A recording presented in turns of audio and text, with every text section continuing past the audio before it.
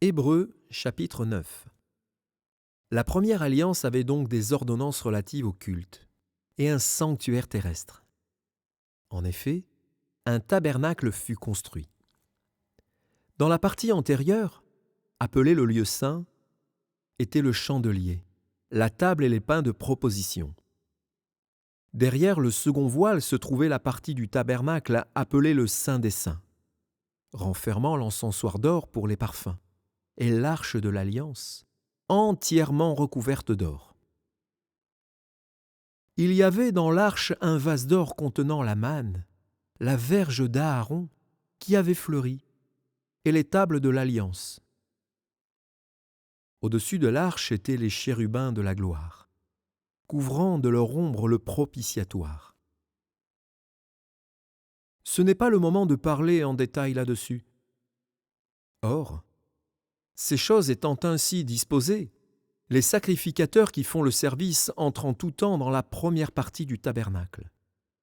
Et dans la seconde, le souverain sacrificateur seul entre une fois par an, non sans y porter du sang qu'il offre pour lui-même et pour les péchés du peuple. Le Saint-Esprit montrait par là que le chemin du lieu très saint n'était pas encore ouvert, tant que le premier tabernacle subsistait. C'est un symbole pour le temps présent. Il signifie que les dons et sacrifices présentés ne peuvent rendre parfait sous le rapport de la conscience celui qui rend ce culte. Ils étaient avec les aliments, les boissons et les diverses ablutions des ordonnances charnelles imposées seulement jusqu'à une époque de réformation. Mais Christ est venu comme souverain sacrificateur des biens à venir.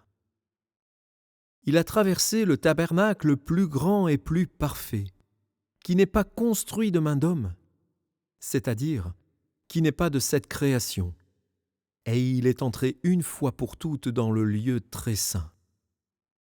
Non avec le sang des boucs et des veaux, mais avec son propre sang, ayant obtenu une rédemption éternelle.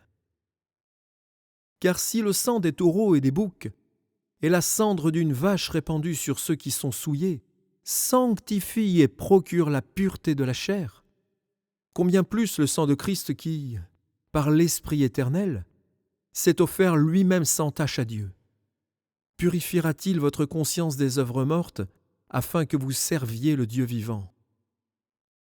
Et c'est pour cela qu'il est le médiateur d'une nouvelle alliance, afin que, la mort étant intervenue pour le rachat des transgressions commises sous la première alliance, ceux qui ont été appelés reçoivent l'héritage éternel qui leur a été promis.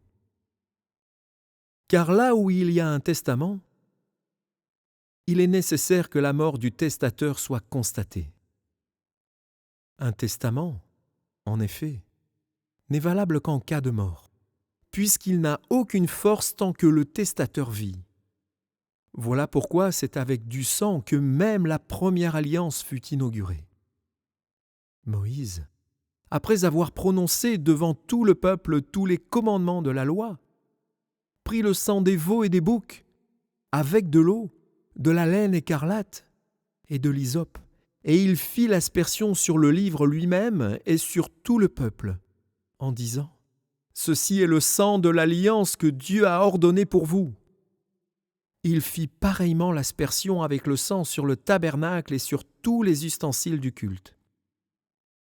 Et presque tout, d'après la loi, est purifié avec du sang. Et sans effusion de sang, il n'y a pas de pardon. Il était donc nécessaire, puisque les images des choses qui sont dans les cieux devaient être purifiées de cette manière, que les choses célestes elles-mêmes le soient par des sacrifices plus excellents que cela. Car Christ n'est pas entré dans un sanctuaire fait de main d'homme, en imitation du véritable, mais il est entré dans le ciel même, afin de comparaître maintenant pour nous devant la face de Dieu. Et ce n'est pas pour s'offrir lui-même plusieurs fois qu'il y est entré, comme le souverain sacrificateur entre chaque année dans le sanctuaire, mais pour offrir un autre sang que le sien. Autrement, il aurait fallu qu'il ait souffert plusieurs fois depuis la création du monde. Mais maintenant, À la fin des siècles, il apparut une seule fois pour effacer le péché par son sacrifice. Et comme il est réservé aux hommes de mourir une seule fois, après quoi vient le jugement, de même Christ, qui s'est offert une seule fois pour porter les péchés de beaucoup d'hommes, apparaîtra sans péché une seconde fois à ceux qui l'attendent pour leur salut.